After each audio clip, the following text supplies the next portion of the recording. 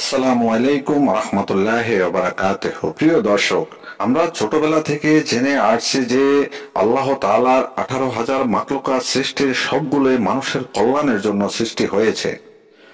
এই কথাটি আসলে কি সত্য কিনা, নাকি কিছু ভুল ধারণাও আছে, নাকি কিছু সৃষ্টি শয়তানের অপকর্মের কারণেও হয়েছে, আজকে আমরা এই বিষয়ে আলোচনা করব।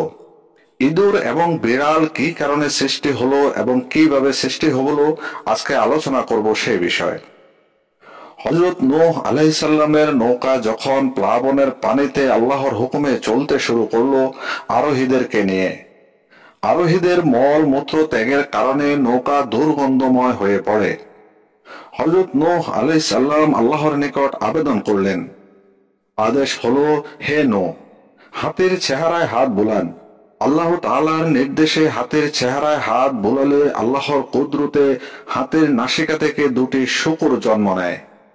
শূকর দুটি নৌকার মধ্যস্থ সব মলমূত্র সাবার করে সাফ করে ফেলে। এই দৃশ্য দেখে পাপিষ্ঠ ইবলিস শূকরের চেহারায় হাত পেরালে তার নাক থেকে দুটি ইঁদুর জন্ম নেয়।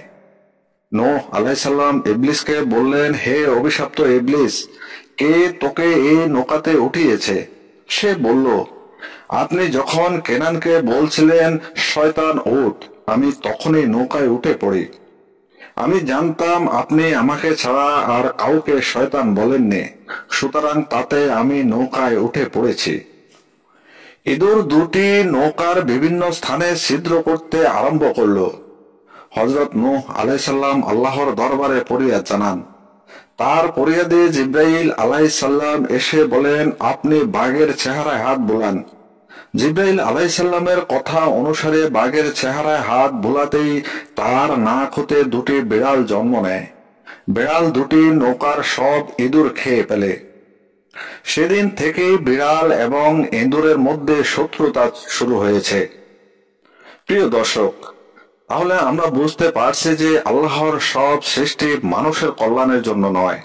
ইঁদুর যেমন শয়তানের কারণে সৃষ্টি হয়েছে মানুষের অমঙ্গলের জন্য, মুমিনদেরকে নিয়ে যাওয়া নৌকা যেন ছিদ্র করে পানি ঢুকে ডুবিয়ে ফেলা যায়।